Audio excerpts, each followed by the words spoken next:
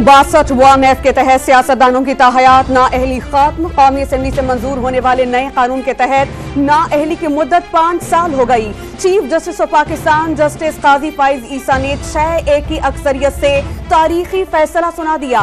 Justice Yahya Afridi का इख्तलाफ Samiullah Bloch case में सुप्रीम कोर्ट के साबिक तशरीह मुस्तरद। नवाज शरीफ और जहांगीर तरीन 8 फरवरी के इंतखाबात लड़ने के अहल हो गए।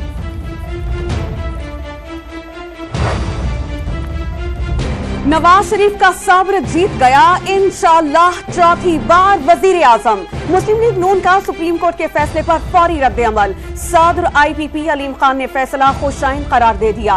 नवाज शरीफ और जहांगीर तरीन को मुबारकबाद।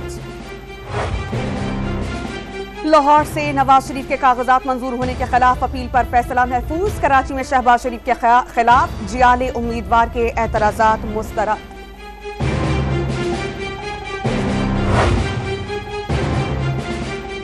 साबिक वज़ीर आला पंजाब तबरेज़ इलाही और अहलिया के कागजात मुस्तरद करने के खिलाफ अपीलें खारिज। इलेक्शन ट्रिब्यूनल सिंध ने जुल्फ़िकार मिर्जा और फहमीदा मिर्जा को इंतखाबी मैदान से बाहर कर दिया।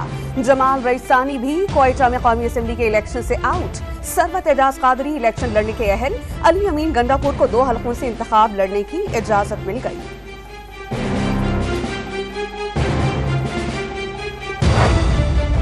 लगता है कि आप इंतखाबात का इल्तवा चाहते हैं। दुखड़े ना रोएं, बताएं क्या रिलीफ चाहिए। तौहीन अदालत केस की समाअत के दौरान चीफ जस्टिस ऑफ पाकिस्तान का PTI के वकील से मुकालमा। क्या आप चाहते हैं कि PTI के 100% कागजात नामजदगी मुस्तरद हो जाएं? इदारे पार्लियामान ने बनाए हैं, इन इदारों की कद्र करें। लतीफ खोसा की सरजनिश। इलेक्शन कमीशन की report supreme court of Pakistan में पेश। तहरीक इंसाफ के इल्जामात मुस्तरद। समाअत आइंदा पीर तक के लिए मुलतवी।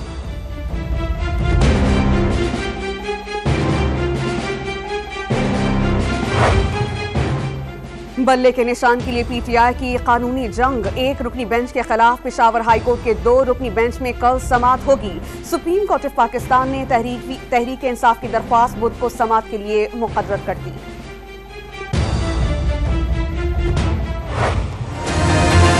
भला तो एक इलेक्शन कमीशन का निशान के ऑप्शंस में कभी था ही नहीं। ये खास तौर पे इलेक्शन कमीशन के निशान के ऑप्शंस में जबरदस्ती पला दिलवाया गया। खान साहब अगर बेगुनाह हैं उसको जेल में नहीं होना चाहिए। अगर खान साहब ने किसी जुर्म किया है तो उसको जेल में होना चाहिए। जो इसने पाकिस्तान की सियासत में शुरू किया अब वो खुद भुगत रहा है, मगर सबसे पहले खान साहब को तौबा करना पड़ेगा।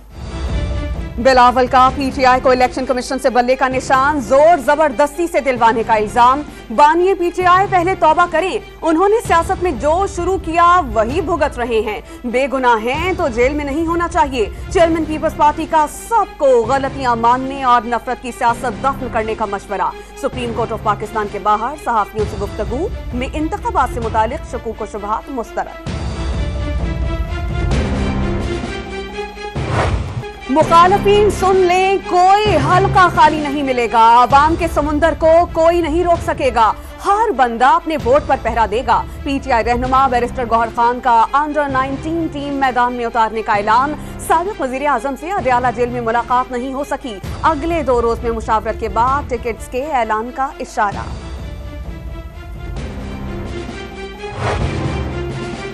मुस्लिम लीग नून का लाहौर में सोलो फ्लाइट का फैसला। अयाज सादिक और शेख रोहेल के दरमियान मामलात तय। अयाज सादिक को NA 117, रोहेल असगर को NA 121 से टिकट जारी होने का इम्कान। पार्टी से नाराज अली परवेज मलिक को NA 119 से टिकट मिलने की तवक्को।